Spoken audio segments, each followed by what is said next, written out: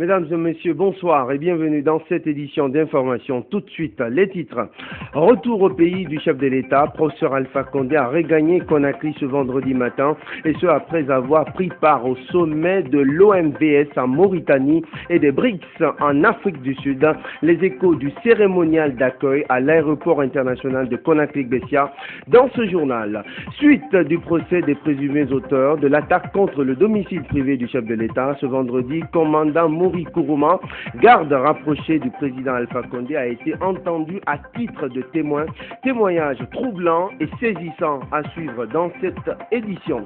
Et puis 3 gagnants à Conakry sur un total de 7 sur toute l'étendue du territoire national. Résultat d'un tirage au sort effectué ce vendredi par la société Celcom Guinée. Tirage qui s'inscrit dans le cadre de la campagne millionnaire lancée par cette société. Voilà, mesdames et messieurs, pour le sommaire, encore une fois, bonsoir et bienvenue à tous. Je vous le disais en titre, le chef de l'État, professeur Alpha Condé, a regagné Conakry tôt ce vendredi. Il rentre d'un voyage qu'il a conduit en Mauritanie et en Afrique du Sud, où il a pris part respectivement au sommet de l'OMVS, Organisation pour la mise en valeur du fleuve Sénégal, et des BRICS, le groupe de pays émergents composé du Brésil, de la Russie, de l'Inde, de la Chine et de l'Afrique du Sud. Le compte-rendu du cérémonial d'accueil à l'aéroport international de Conakry-Bessia avec Billy Nankouma Condé. Le chef de l'État, professeur Alpha Condé, rentre d'un périple qui l'a conduit d'abord à Nouakchott, en Mauritanie, où il a participé au 15e sommet de l'Organisation pour la mise en valeur du fleuve Sénégal, une organisation qui a d'ailleurs élu à sa tête, à cette occasion, l'ancien Premier ministre guinéen, Kabine Komara. Il ne faut pas oublier que nous avons 2 grands barrages, Koukouta et là au Fouta, dont les travaux doivent commencer en principe en 2013. Donc le renouvellement du haut commissaire, c'est pour impulser davantage et avoir des financements. Et c'est très important pour nous aujourd'hui de prendre la tête de l'OMVS, parce qu'il y a beaucoup de barrages qui doivent être faits dans le cadre de l'OMVS, ainsi que le transport du courant entre la Guinée et les autres pays. Donc il est extrêmement important que nous puissions prendre la tête pour pouvoir réellement donner plus de force et surtout renforcer la recherche des financements pour que ces barrages qui seront utiles pas seulement à la Guinée mais aussi aux pays voisins puissent être rapidement réalisés. Ensuite, le chef de l'État s'est envolé pour l'Afrique du Sud où il a pris part du 25 au 27 mars dernier au 5e sommet des 5 plus grands pays émergents, les BRICS que constituent le Brésil, la Russie, l'Inde, la Chine et l'Afrique du Sud. En prenant part à ce sommet à Durban, professeur Alpha Condé a voulu donner un coup de fouet à la coopération entre la Guinée et ses partenaires. Vous savez que la Guinée est un grand pays minier et les pays émergents sont en l'ordre de les pays qui consomment le plus de matières premières, particulièrement la Chine et le Brésil. Donc il est extrêmement important que la Guinée puisse développer des relations avec les pays émergents. L'avantage de travailler avec les pays émergents, tout en continuant bien sûr nos relations avec nos anciens partenaires, et de renforcer les possibilités de financer nos infrastructures, tant à l'intérieur de nos pays que transfrontaliers. Avec l'élection de Kabine Komara à la tête de l'OMVS, tout porte à croire que la Guinée revient peu à peu au devant de la scène sous-régionale et africaine. Et oui, le chef de l'État qui se félicite du retour de la Guinée sur la scène internationale. Sur un tout autre plan, le ministre délégué à la Défense nationale poursuit sa tournée de sensibilisation et d'information dans les 5 communes de la capitale. Maître Abdoul Kabele Kamara et sa suite étaient ce vendredi dans la commune de Matam. L'objectif de cette démarche est d'exhorter les populations à cultiver l'esprit de paix et de cohésion sociale. Fanta Conté était sur les pas du ministre. Voici son reportage. Après Kaloum, c'était ce vendredi au tour de la commune de Matam de recevoir la délégation du ministre délégué à la Défense nationale. Maître Abdoul Kabele Kamara a véhiculé le même message, celui d'exhorter les populations à ressouder le tissu social, mais aussi à cultiver l'esprit de paix et de cohésion sociale. La démarche vise à amener les fils et filles de la Guinée à combattre l'ethnocentrisme, le régionalisme et le racisme, surtout à l'approche des élections législatives. Mengue baram mugu yamari amoga matengobe alabe annabe wonara kingerera élection arbamene benu wonga nali fo wonga findi sabarira wombiri naga wonga ma dialogue homa amba ebi ngati e ka fa wonga dogo fe ko kyop fo gutustama wonga kata élection ga préparer akina Kenya ma. Des chantiers réalisés par les autorités de la Troisième République, ceux en cours d'exécution, ainsi que les défis qui attendent le gouvernement, rien n'a été occulté par le ministre Abdoul Kabele Kamara. Les autorités communales de Matam, tout en saluant cette démarche, se sont engagées à soutenir les actions du gouvernement. Chacun doit se consacrer à l'exercice quotidien de l'application à la tolérance dans le respect de la différence. Tout en saluant l'initiative de votre visite de travail, je vous réaffirme la ferme volonté de la population de Matam à soutenir tous les efforts du professeur président Alpha Condé en faveur des projets de société concourant à un développement harmonieux de notre beau pays, la République de Guinée. Des prestations artistiques ainsi que des prières et bénédictions ont marqué cette étape de la commune de Matam. Politique dans cette édition, l'ADP, le collectif, le CDR et le FDP, 4 entités politiques réunies désormais sous la bannière, je cite, de l'opposition républicaine, n'en démordent pas. Leurs leaders ont à nouveau animé une conférence de presse ce vendredi à Conakry, occasion pour eux de parler de la situation sociopolitique du pays, tout en expliquant les raisons qui les ont amenés à claquer la porte du dialogue politique. Il y a peu, ces leaders ont fait part de leur intention de mener un certain nombre d'actions pour, disent-ils, se faire entendre. Aminata Djountou Diallo. Après plusieurs jours de négociations pour définir un cadre de dialogue entre opposition et gouvernement, les leaders de l'opposition républicaine ont animé ce vendredi cette conférence de presse à multiples volets. Objectif, éclairer la lanterne des uns et des autres sur la situation sociopolitique actuelle du pays. Le porte-parole de l'opposition est revenu sur les raisons de leur non-participation au cadre de concertation depuis le 25 mars dernier.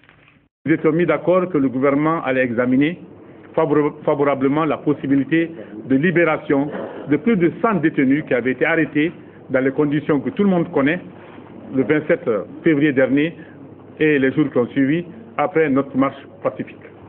Nous sommes allés également dans la salle en apprenant que la CENI a repris ses activités de recensement si tant est que ces activités étaient été interrompues. Et que d'ailleurs, maintenant, on ne parlait même plus de révision du fichier électoral, mais on parlait ouvertement de l'établissement d'un nouveau fichier, c'est-à-dire l'organisation d'un nouveau recensement en bonne et due forme. Nous nous sommes rendus compte également, lorsque nous allions dans la salle, lorsque nous sommes entrés dans la salle, que lieu d'un comité de facilitateurs de 3 personnes, qui y avait maintenant 4, le gouvernement avait décidé tout seul de désigner 2 facilitateurs au lieu d'un. Ces négociations n'ayant pas abouti aux attentes de l'opposition républicaine composée de l'ADP, du collectif, du CDR et du FDP, les leaders comptent relancer une série de manifestations qui, selon eux, reste la seule solution pour empêcher la tenue des législatives. Notre marche pacifique aura lieu le lundi 8 avril 2013, sur l'itinéraire suivant. Le rond-point de Amdalaï jusqu'au stade de la mission dans Kaloum, en passant par le rond-point de Bellevue, le stade du 28 septembre, le rond-point du Palais du Peuple, la route du Niger, et le terminus sera le stade de la mission à Kaloum. Et le lendemain, c'est-à-dire le mardi 9 avril, nous appelons les populations de Conakry à observer une journée ville morte. Et nous n'allons pas nous arrêter en si bon chemin. Dès la semaine suivante encore, nous allons reprendre pareillement des manifestations, des marches, des meetings et des journées ville mortes jusqu'à ce que nous soyons entendus, comme je l'ai dit tantôt. Quant à la comparution de Jean-Marc Teliano le mardi prochain, tous les leaders et leurs militants seront au rendez-vous d'après les responsables de l'opposition républicaine. L'ADP, le collectif, le FDP, le CDR, toujours déterminés à se faire entendre sur la scène politique guinéenne.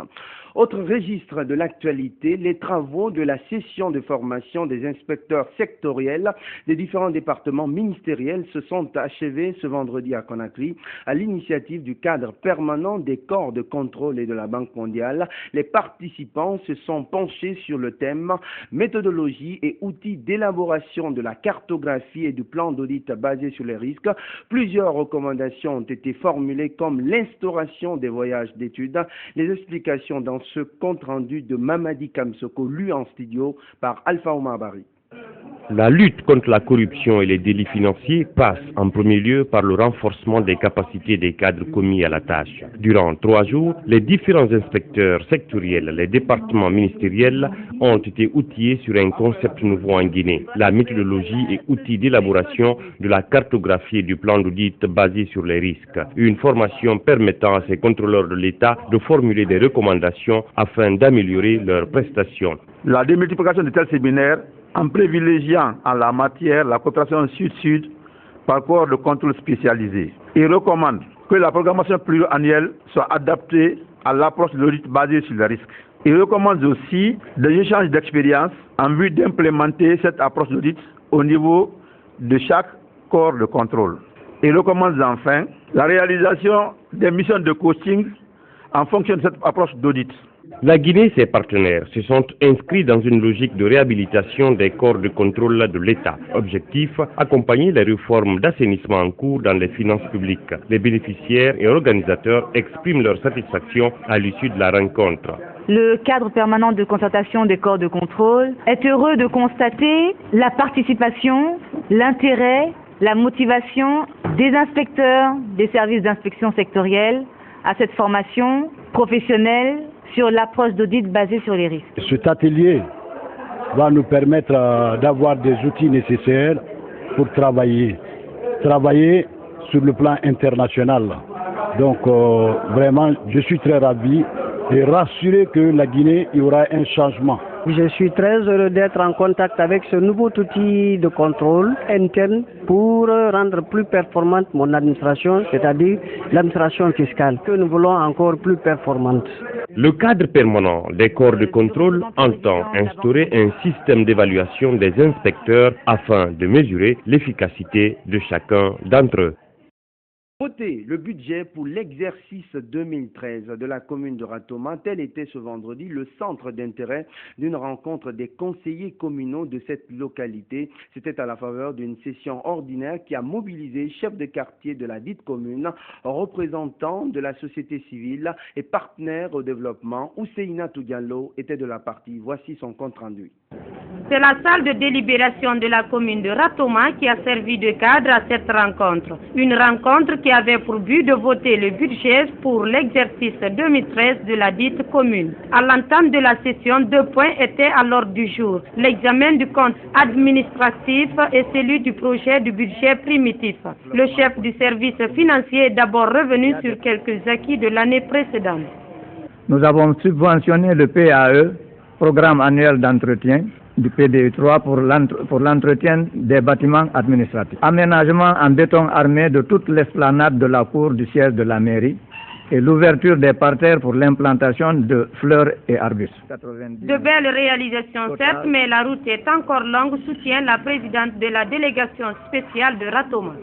Les défis du développement de la commune sont nombreux et variés. Pour les relever, il faut cultiver l'esprit de paix et la sécurité des citoyens et de leurs biens. Créer un climat de confiance réciproque entre administration et administrés, mobiliser de façon accrue les ressources locales et les utiliser à bon fin.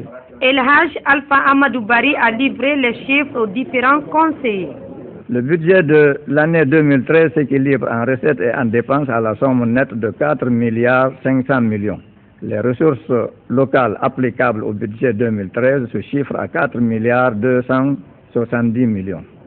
Au-delà de ces chiffres et réalisations au compte de l'année écoulée, les participants ont aussi échangé sur la situation sociopolitique du pays où la présidente de la délégation spéciale de cette commune a demandé à chacun d'œuvrer pour le maintien de la paix dans sa localité.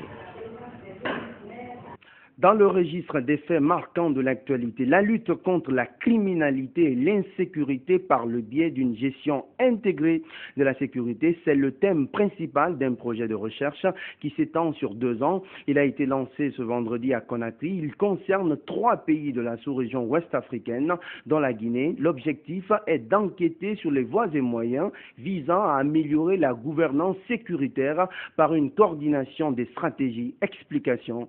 Mamadi Kamsoko. Plusieurs pays africains, à l'interne comme à l'externe, font face à de nombreuses menaces. Des menaces d'ordre territorial, de souveraineté nationale, de rébellion armée, ainsi que d'autres pratiques illicites nécessitant une synergie d'action. Le projet de lutte contre la criminalité et l'insécurité par le biais d'une gestion intégrée de la sécurité lancée à Conakry concerne la Côte d'Ivoire, le Sénégal et la Guinée. Un choix loin d'être un fait du hasard. Et la Côte d'Ivoire et la Guinée sont dans des moments qui demandent à ce que tous leurs amis se mobilisent pour que la situation s'améliore. Maintenant, pour le Sénégal, vous savez très bien que le Sénégal tient beaucoup à ses relations avec ses amis, dont la Guinée et la Côte d'Ivoire, mais aussi le Sénégal joue un rôle particulier dans le domaine diplomatique. Pendant 2 jours, 3 équipes de 2 chercheurs et de 2 enquêteurs, chacune seront sur le terrain dans les 3 pays cibles. Objectif, identifier les obstacles ainsi que les opportunités à prendre en compte dans les politiques et stratégies à définir avec à la clé une gestion inclusive et participative de la sécurité.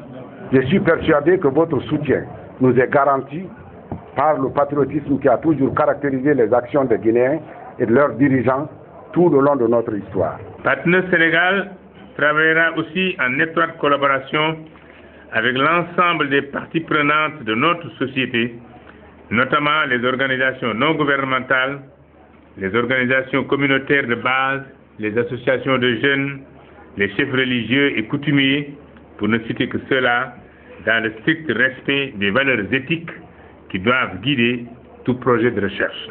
Un projet qui démarre ce mois d'avril grâce à Partner Sénégal et le Centre de recherche pour le développement international du Canada. Le ministre délégué à la Défense nationale est conscient de la portée d'une telle initiative pour la Guinée.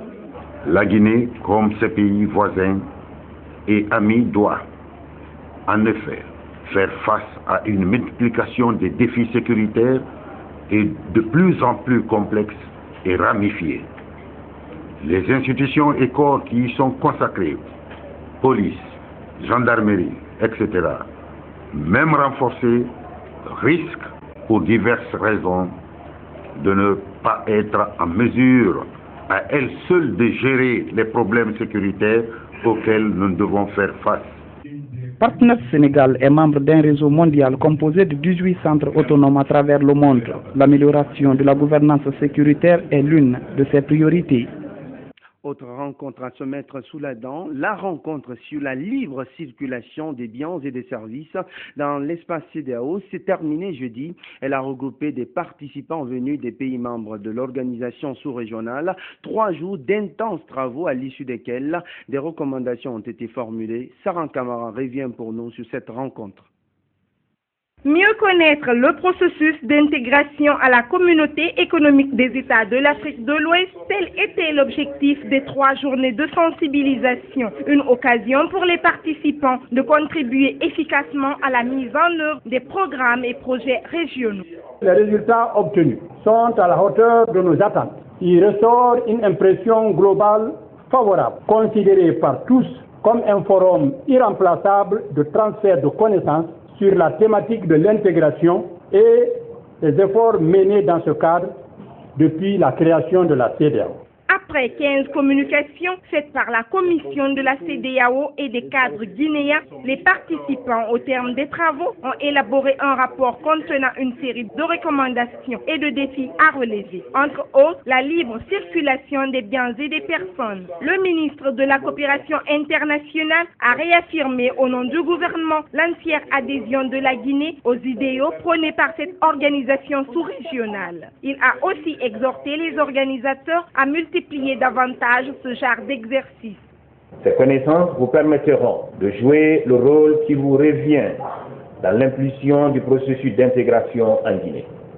Et la volonté de poursuivre l'effort de sensibilisation à l'avenir en y impliquant davantage les médias, les ONG, les jeunes de nos universités et en mettant en place des nouveaux mécanismes pour mieux faire passer le message. Pour passer de la CEDEAO des États à la CEDEAO des peuples, cela passe aussi par le maintien de la stabilité régionale et le renforcement des relations de bon voisinage.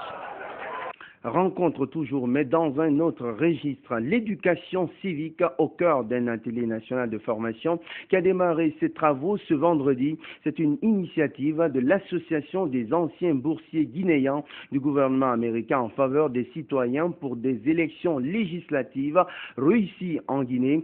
C'est le directeur du département logistique de la CENI qui a présidé la cérémonie d'ouverture. Explication, Fanta Conté. Informer et sensibiliser les citoyens sur les dispositions à prendre avant, pendant et après les législatives, ainsi que le rôle décisif qu'ils doivent jouer dans le processus de démocratisation de la Guinée, tels sont entre autres objectifs de cet atelier. Une formation qui se fera à travers un guide de l'éducation civique. Le but de ce guide consiste notamment à encourager les populations à participer à la vie civique, mais aussi les éduquer sur les fonctions du gouvernement, leurs droits et leurs responsabilités dans la réussite des élections. La situation sociopolitique que traverse la Guinée requiert des actions qui permettent de ne plus vivre pareille situation dans notre pays. Parmi ces actions à mener, l'éducation civique occupe une place centrale. La réalisation de cet important projet qui pourra bénéficier tous les Guinéens.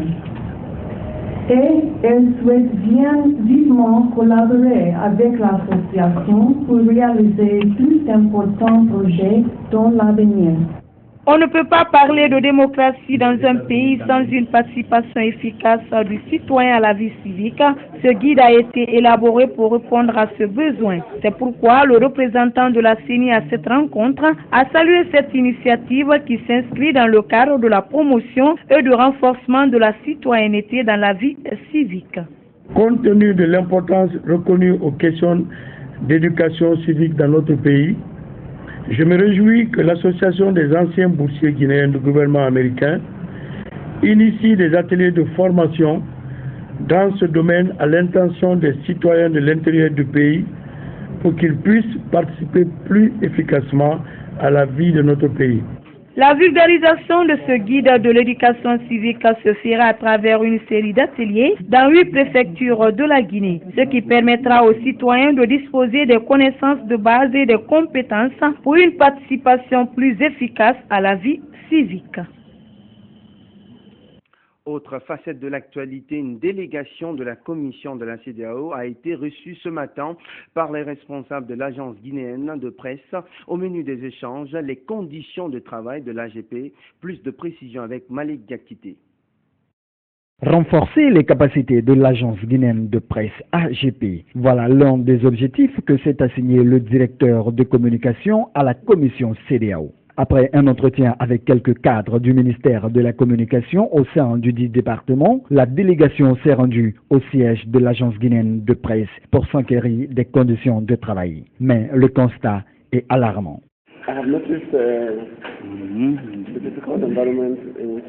J'ai constaté l'environnement difficile dans lequel évolue l'agence guinéenne de presse. Comme on nous a dit au cours de la réunion qu'on a eue avec le directeur général, avec le conseil technique du ministre, il y a en tout cas des manières qui sont en œuvre pour aider l'agence justement à sortir de ces difficultés. Donc, nous espérons que l'aide ne va pas seulement se limiter à l'environnement physique extérieur, mais également aider les gens qui font le travail sur le terrain. Après avoir offert du matériel de travail à cette agence il y a quelques mois, le directeur de communication à la commission CEDEAO a réitéré l'engagement de son organisation à soutenir l'agence guinéenne de presse. Le directeur de l'AGP, tout en se réjouissant de cette visite, a énuméré quelques problèmes dont son agence est confrontée. L'AGP, qui est grossiste de nouvelles, qui doit distribuer ces informations à l'ensemble de la presse nationale, est marqué par l'existence d'outils périmés, l'insuffisance de personnel qualifié et le manque de ressources matérielles et techniques pour vraiment bien faire pour les charges relatives au fonctionnement normal de l'AGP. Avec les engagements du directeur, nous avons bon espoir que sous peu, l'AGP pourra être à la dimension des agences de presse internationales. Créée depuis 1960, l'agence guinéenne de presse se trouve toujours dans une situation de précarité. Selon certains responsables de l'agence, malgré les promesses des autorités qui sont restées sans suite, l'espoir renaît avec cette assistance du directeur de la communication à la commission CEDEAO. Oui, l'heure du renouveau a peut-être sonné pour l'AGP, sait-on jamais. Justice dans cette édition, les témoins dans le procès des présumés auteurs de l'attaque contre le domicile privé du chef de l'État continuent de défiler à la barre après le commandant Donzo et l'adjudant-chef Fodé Abbas-Souman, tous deux membres de la garde présidentielle. C'est un autre officier qui a été entendu ce vendredi. Le commandant Mori Kourouma, garde rapproché du président Alpha Condé, est largement revenu sur les circonstances de l'attaque du 19 juillet 2011. Les détails dans ce compte-rendu de Mfali Guilavogui. Une audience très attendue avec la comparution du commandant Mori Kourouma, garde rapproché du président Alpha Condé. C'est par des poignées de main avec certains accusés que l'officier a fait son entrée dans la salle d'audience. Sourire aux lèvres, il a tout d'abord décliné son identité, précisant qu'il avait été condamné à la perpétuité en 1986 avant d'être libéré par une loi d'amnistie, et ce après avoir passé 4 ans en prison. Un statut qui n'a pas empêché la Cour d'entendre le garde du corps du président de la République à titre de témoin. À l'entame des débats, l'officier a prêté serment en ces termes. Je jure de dire la vérité, rien que la vérité, sans haine, sans aucune autre motivation. Le commandant Namori Kourouma est aussi revenu sur le film de l'attaque contre la résidence privée du chef de l'État. Dans la nuit du 18 au 19, j'ai enregistré 2 coups de feu. J'ai fouillé le président dans sa chambre. J'ai cassé la porte et je suis allé je lui sortant. Je lui ai pris. Nous sommes sortis juste au seuil de la porte. Il y a une roquette RPG-7 qui est tombée. Presque sur son lit. Il était donc de mon devoir de lui mettre en lieu sûr. Il a rappelé que des personnes ont été tuées et blessées au cours des échanges de tirs par des éclats d'obus lancés par des assaillants. Il a reconnu que la trentaine de militaires qu'il dirigeait étaient en manque criard de munitions pendant l'attaque. Lorsqu'il a été élu président de la République, je lui ai dit, monsieur le président, on n'a pas d'armes. Il me dit, moi je n'ai pas besoin de garde. Le procureur, lui, a soutenu que les assaillants avaient une seule mission, celle qui consistait, selon William Fernandez, à apeurer la garde présidentielle et attaquer le président de la République démocratiquement élu. Des propos corroborés par la partie civile. Nous sommes très satisfaits de la déposition du commandant Mori Kourouma. Nous estimons que son témoignage est si cohérent qu'il n'a fait que rapporter. Du côté de la défense, les avocats clament l'innocence de leurs clients. Depuis d'ailleurs le début de l'audition des témoins, on n'est pas encore arrivé à dire quelles sont les personnes qu'on a prises sur le terrain parmi nos clients. Donc cela nous reconforte. Des généraux comme Aboubakar Sidiki Kamara, Namori Keita et Bunduka seront à la barre mercredi prochain. Le président de la Cour affirme que ces officiers seront entendus à titre de témoins. Fanli Guilavogui, notre spécialiste maison des questions de justice. Autre fait marquant de l'actualité, les stages de formation des 5e, 6e et 7e promotions des officiers de police judiciaire ont pris fin ce vendredi à l'École nationale de la gendarmerie de Sonfonia. Et pour la circonstance, les officiers concernés ont reçu leur satisfecit des mains de leurs formateurs. C'était à l'occasion d'une cérémonie qui a mobilisé notamment les responsables du haut commandement de la gendarmerie nationale. Reportage Ella Jouma Abari. Cette cérémonie marque la fin du stage de formation des 3 promotions, à savoir la 5e, 6e et 7e promotion de l'École nationale de la gendarmerie. Au nombre de 120 officiers, ces jeunes gendarmes, après 6 mois de formation, ont reçu leur satisfecit par ordre de mérite. Ils seront déployés dans les prochains jours sur le terrain. Ils pourront apporter au sein de ces unités les connaissances et le professionnalisme nécessaires et absolument indispensables à l'exercice de la police judiciaire, pour les aider dans leurs tâches et pour leur permettre notamment d'établir des pièces de procédure conformes à ce qui leur a été enseigné. La coopération française fait don à la gendarmerie guinéenne de 14 ordinateurs avec imprimante et onduleur. À l'occasion de cette cérémonie de remise, le président des 3 promotions s'est dit satisfait de la qualité de la formation des cours théoriques et pratiques. Les stagiaires de la 5e promotion, composés de 40 candidats, dont 2 filles, sont reçus à l'École nationale de gendarmerie de Sonfonia le 17 septembre 2012 pour une formation d'une durée totale de 17 semaines, soit 4 mois. Ibrahima Baldé et Aboubakar Sidiki Kamara ont exhorté ces jeunes gendarmes à plus de sérénité et d'engagement dans l'exercice de leur métier. Les 3 promotions d'officiers de police judiciaire ici présentes ont suivi une formation leur permettant d'accomplir leur mission régalienne conformément aux lois et règlements en vigueur et dans le strict respect des droits humains. Il faut que vous utilisez vos forces dans le cadre justice du droit. Donc il faut que vous soyez forts de la justice, et il faut que la justice soit forte de votre force républicaine.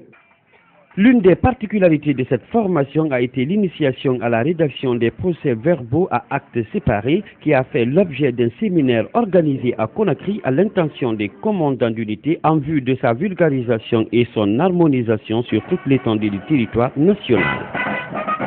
Dans l'actualité également, l'agence de la Caisse populaire d'épargne et de crédit Yetemali de Ratoma à l'heure du bilan, ce vendredi, responsables et membres de cette succursale étaient réunis à la faveur de l'Assemblée générale annuelle. Toile de fond de la rencontre, faire le point des activités réalisées durant l'année écoulée. Les précisions dans ce compte-rendu de Husseina Tougalo. La Caisse populaire d'épargne et de crédit est une banque à miniature qui s'active dans l'amélioration des conditions de vie des personnes de faible revenu en général et des femmes en particulier. Son agence de Ratoma, après une année d'exercice, a tenu son assemblée générale ce vendredi. À cette occasion, le conseil administratif a présenté aux membres en quelques mots les avancées de cette caisse. La caisse de Taouya est passée d'une caisse manuelle à une caisse informatisée. Tous ces efforts fournis nous ont permis d'avoir la situation suivante. Épargne totale, 2 119 714 575 francs guinéens. Volume de crédit octroyé, 1 138 900 francs guinéens, soit 209 prêts. Le comité de crédit a, à son tour, expliqué comment cette caisse a clos son exercice financier et statistique au compte de l'année 2012.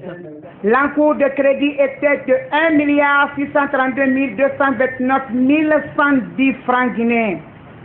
Le comité de crédit a eu plusieurs rencontres pour statuer sur une centaine de dossiers de crédit. Après l'examen, 131 membres ont bénéficié des crédits pour montant global de 1 138 900 000 francs guinéens, dont 62 femmes. Le comité de surveillance de cette agence a pour sa part noté que les activités de cette caisse se sont déroulées sans problème durant l'année écoulée. Le comité de surveillance que je préside a eu à effectuer au cours de cet exercice 4 contrôles internes et 2 réunions conjointes. Les contrôles internes portaient sur la sécurité de la caisse, l'approbation du compte de crédit, l'inventaire des espèces, pour ne citer que ceci.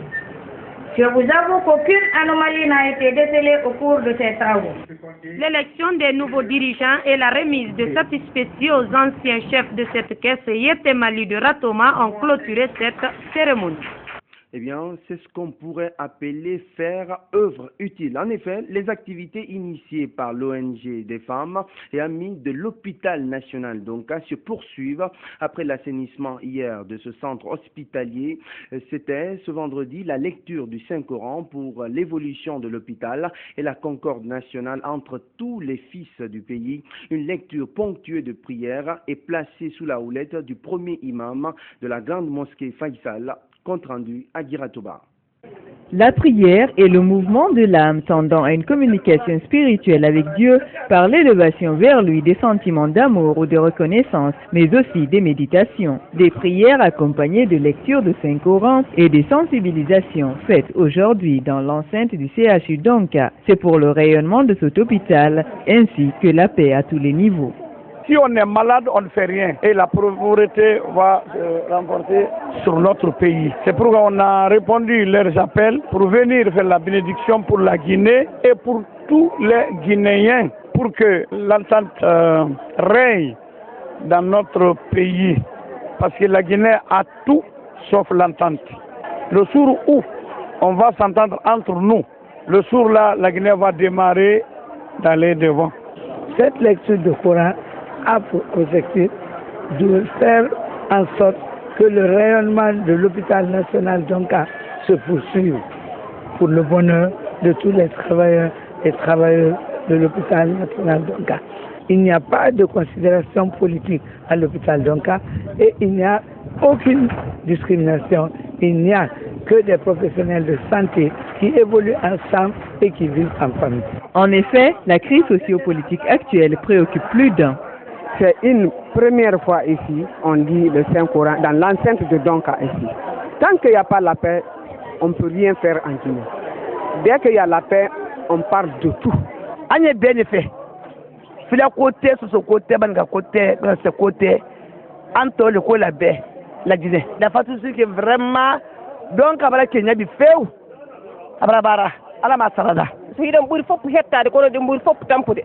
Si on ne peut pas kono sen fotti joni fof heɓoto donc a centre social nara sibiri nan soma donc ala kala guine de dan fekerem ma ala kala sismula min bogira ala kaji bogi khimbeli ala na khimbeli won fare la guine de birin ka kolo aw mbiri ngaka kerem baba ki kere donc mu kunya mama kalima ala no annabi ka fere birin ki bonyesa won galan fekerem ma. La direction de l'hôpital entend tout mettre en œuvre pour que Donka soit un exemple d'harmonie où tout le monde est traité au même pied d'égalité.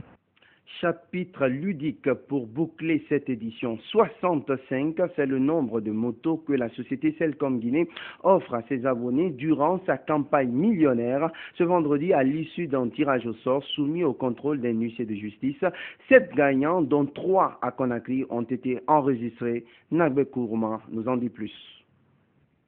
Après sa campagne millionnaire, la société de téléphonie mobile Celcom Guinée lance un nouveau tirage. L'enjeu de gagner une de 60 motos qui seront tirées au sort. Pour ce premier tirage, ce vendredi, 7 motos ont été mises en jeu. Il y a eu 7 gagnants à Conakry et à l'intérieur du pays. Un tirage soumis au contrôle d'un huissier de justice. Après le tirage en direct en présence de plusieurs journalistes, les 3 heureux gagnants de Conakry se sont présentés. A rappeler que le deuxième tirage est prévu le vendredi 5 avril et la campagne continuera jusqu'au 29 mai prochain. Et on imagine bien évidemment les heureux gagnants qui sont bien évidemment à l'annonce. C'est ainsi que se referme cette édition d'information. Merci de votre aimable attention. Excellente suite de programmes à notre compagnie. L'info, c'est aussi notre site internet www.groupeevasionguinée.info. Bonsoir aux téléspectateurs de Kissoso Plateau. C'est dans la commune de Matoto.